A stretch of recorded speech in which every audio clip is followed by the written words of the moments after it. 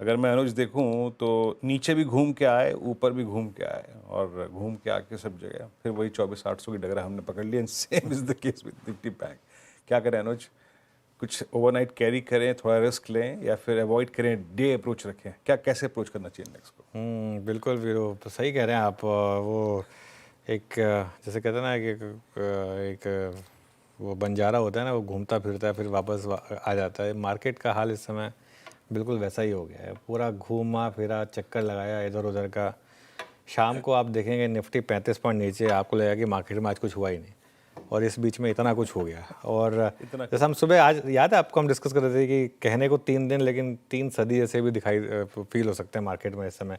खैर, to cut a long story short, मेरे ख्याल से मार्केट में कोई पोजीशन ना कैरी करें, न्यूट्रल रहें, वो एक अप्रोच अभी भी मेरे ख्याल से ठीक रहेगी। क्योंकि इस समय कोई भी ट्रेड लेना ना गैम्बल है। आप देखिए, अगले कुछ दिन बाजार आपके इस पेशेंस को टेस्ट करेगा कि क्या आप अपने उस मेंटल फ्रेम ऑफ माइंड पे कंट्रोल कर सकते हैं कि नहीं, मैं अगले कुछ दिन तक नहीं लूँगा पोजिशनल व्यू, नहीं लूँगा। ये अगर आप कर सकते हैं या नहीं कर सकते हैं, अपना आप पैसा बचा रहे हैं या नहीं बचा रहे हैं, ये सबसे इंपॉर्टेंट है। 2-3 चीज़ें हैं। एक तो ग्लोबल सिचुएशन अभी भी क्लियर नहीं है, और दूसरा, जो प्रकाश जी बहुत सही बात कह रहे थे कि अब हमारा अर्निंग सीजन जुलाई में शुरू होगा। अगले 12-13 दिन आपको ग्लोबल क्यूज़ के सहारे ही रहना है, और वो क्लियर नहीं है। एक और चीज़, शाम को यूएस फेड का डिसीजन आना है। अब पहले क्या होता था, पहले नॉर्मली आप अगर फेड के इवेंट में लॉन्ग पोजीशन लेकर जाते थे तो फ़ायदा मिलता था, क्योंकि फेड आपको डिसअपॉइंट नहीं करता था। लेकिन पिछले 2-3 साल में जब से पावल साहब आए, तब से सिचुएशन थोड़ी बदली है, थोड़ी बदली है। अब आजकल फेड के कमेंट्री के बाद, प्रेस रिलीज के बाद मार्केट में बड़ी डिक्लाइन भी आई है। तो इसके लिए अब इस समय कहना बहुत टफ होगा कि कल 100 पॉइंट का गैप अप मिलेगा या 100 पॉइंट का गैप डाउन मिलेगा।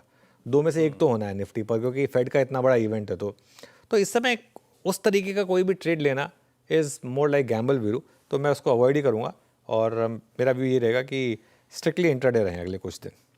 जी हाँ, बिल्कुल इंट्राडे रहिए, कोई पोजिशनल ट्रेड मत रखिए, और अपने काम पे फोकस कीजिए। अगर आप कोई क्लास अटेंड कर रहे हैं आजकल, तो वो अटेंड करिए। आजकल श्रेया एक क्लास अटेंड कर रही है, मालूम है अनुज आपको? यहाँ से श्रेया न्यूज़ कौन सी? हाँ, 3:30 पे निकल के सीधे उर्दू की क्लास में जाती हैं। कैसी चल रही क्लास आपकी? श्रेया, वो आपने भी आप नोटिस कर लिया वीरेंद्र जी। राब्ता बनाने की कोशिश कर रही थी ना आप?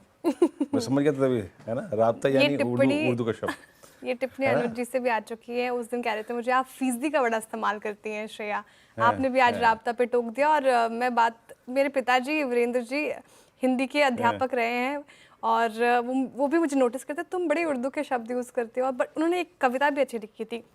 हालांकि लैंग्वेज सर दोनों को हमें सम्मान देना चाहिए, चाहे हिंदी बोले या उर्दू बोले। अरे इसमें कुछ मैं एक बात बताऊं, जी। ये